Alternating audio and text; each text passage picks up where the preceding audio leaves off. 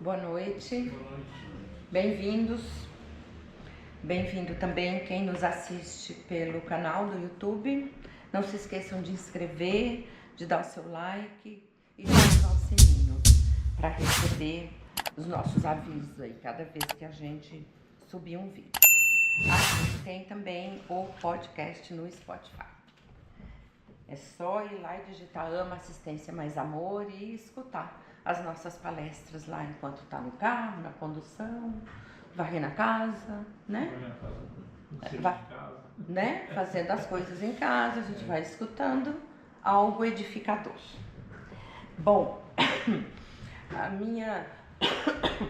a reflexão que me coube fazer hoje é do livro Fonte Viva, de Emmanuel por Chico Xavier, o capítulo 97, e o título é A Palavra da Cruz, né?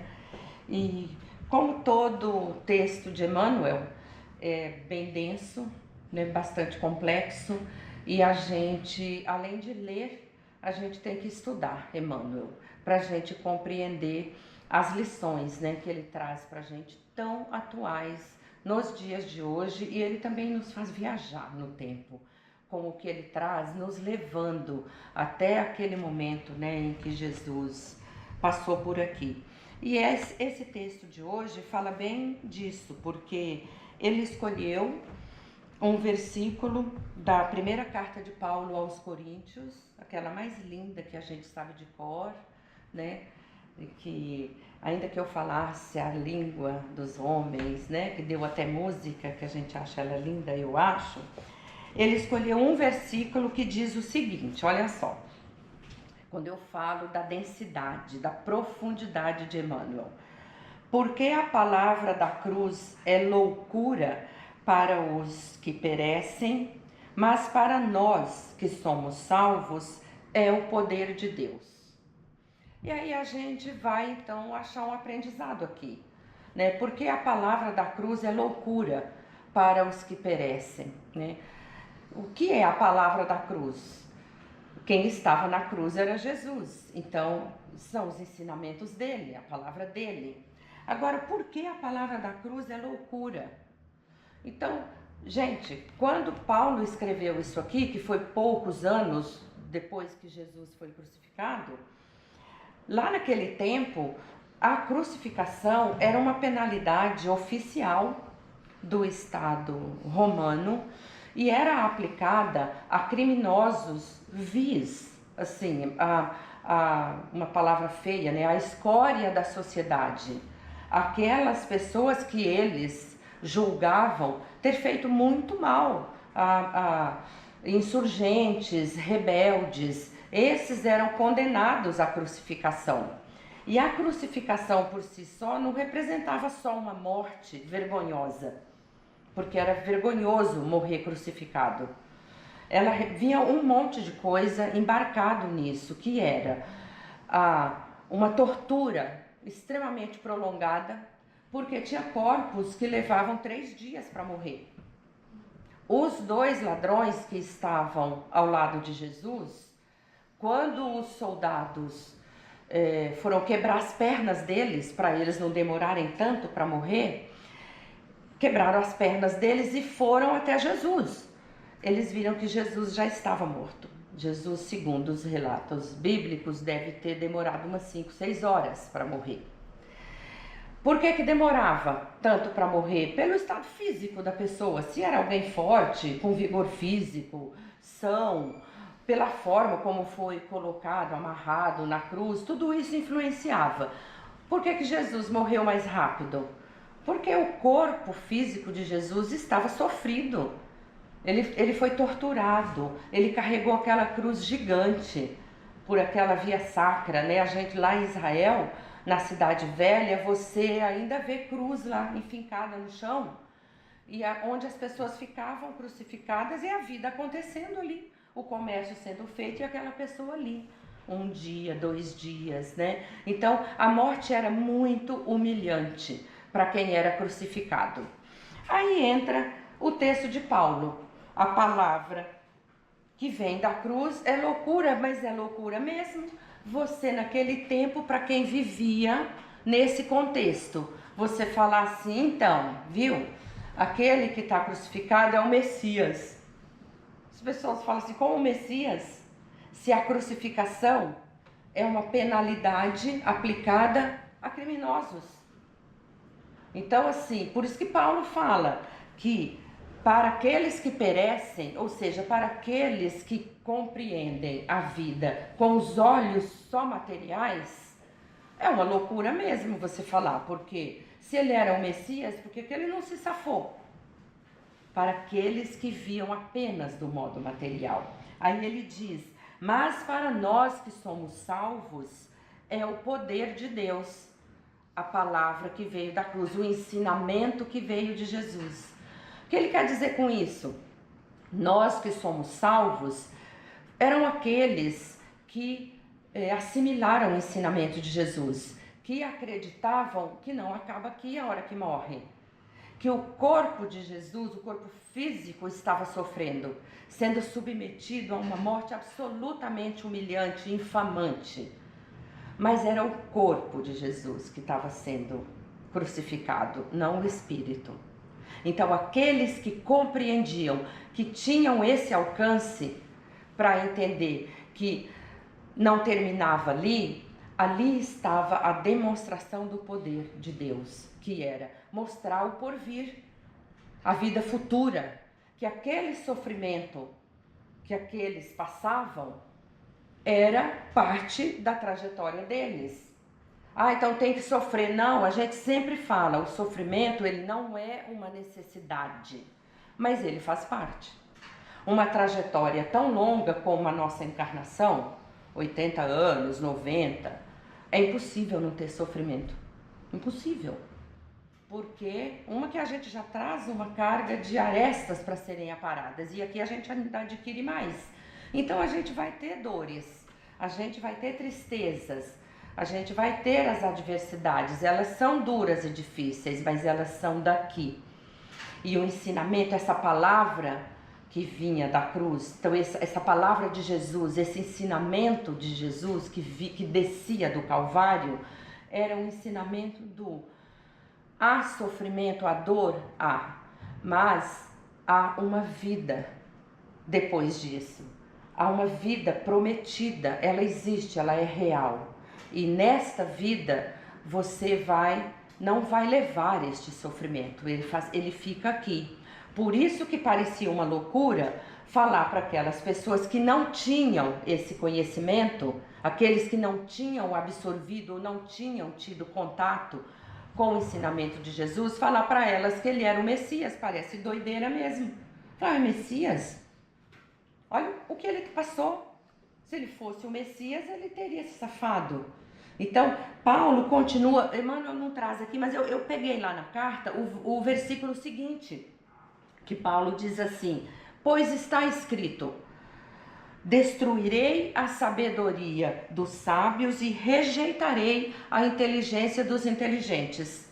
Outra profundidade, do texto de Emmanuel, que aqui o que Paulo está mostrando é a nossa pretensão humana de julgar os caminhos divinos segundo critérios absolutamente humanos, ou seja, julgar todos os acontecimentos a partir de um olhar apenas material, apenas humano.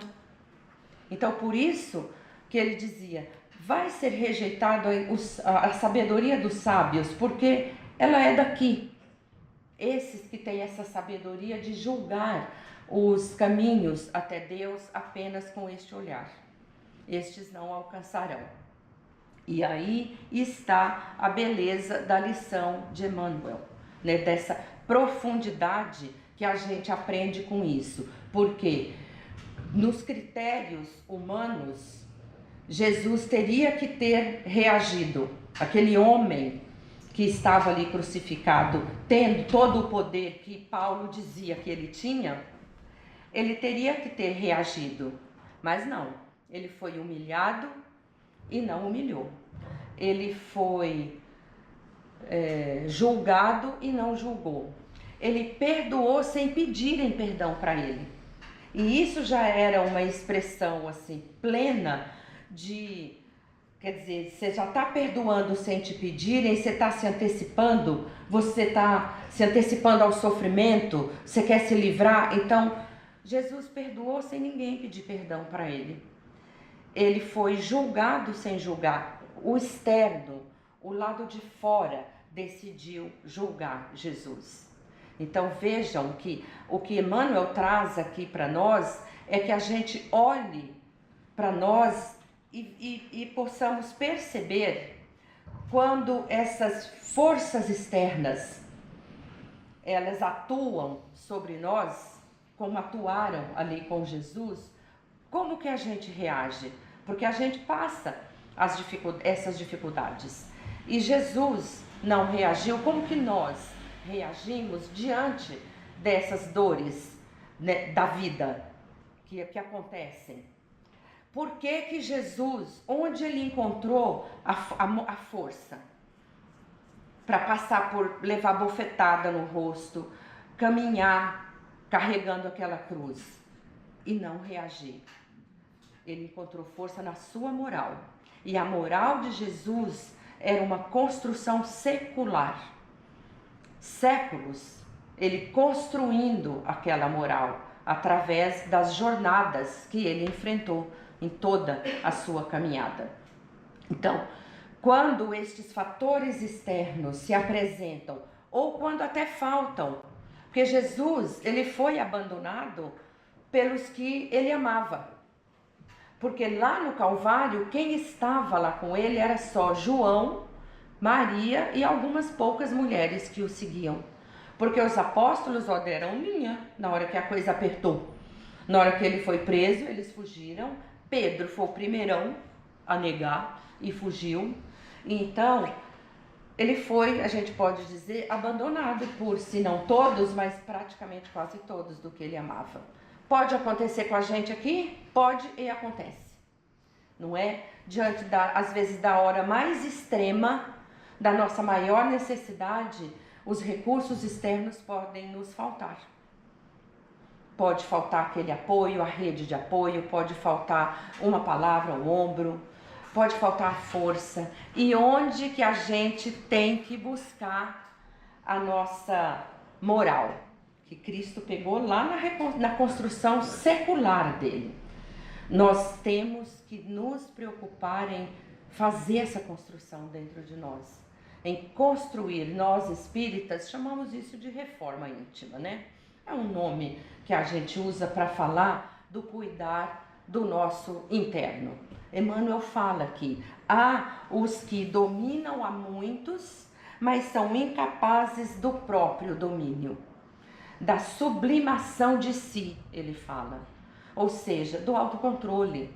Há aqueles que acham que manda no que está ao redor, que controlam tudo, que tem tudo na mão.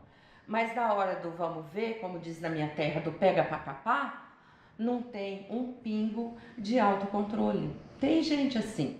Então nós temos que cuidar de construir em nós esse eu interior. Ele chama exatamente esse eu, que nunca vai chegar a Deus, é o eu que vê tudo pelo critério humano, pelo critério da materialidade.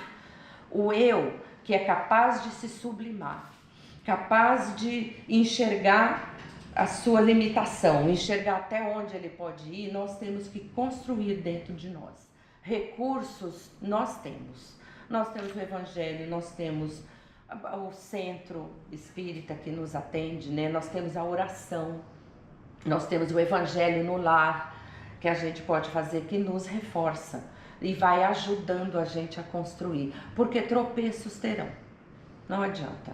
A estrada, infelizmente, tem lombada, tem buraco, é longa e vai aparecer. Então, nós precisamos olhar internamente para a gente ver onde que eu posso atuar comigo.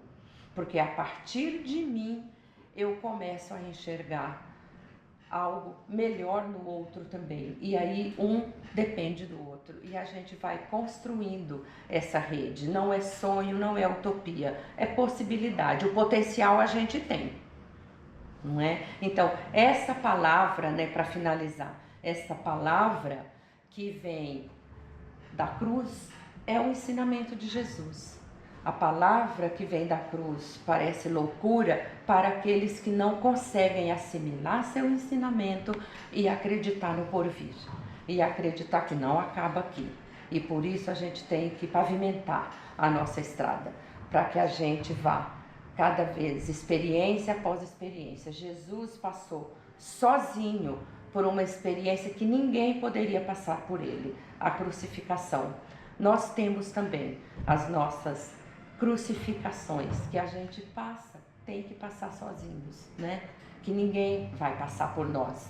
Então, a força está em nós, de nós buscarmos isso, e a gente tem esse potencial, porque foi colocado ali para nós. Bom, eu deixo aqui essa reflexão para vocês, né? Lembrando sempre que eu particularmente acho Emmanuel, cada vez que eu leio tem um ensinamento novo para mim do mesmo texto. Então é algo que é incessante para nós, né? Aprender com ele, com toda a riqueza, com a elegância que ele nos ensina, com a sutileza do seu vocabulário, mas que ao mesmo tempo tem uma dureza lá no fundo, tá bom? Deixo isso com vocês, espero não ter sido redundante e ter deixado aí a mensagem que fique no coração de vocês, ok?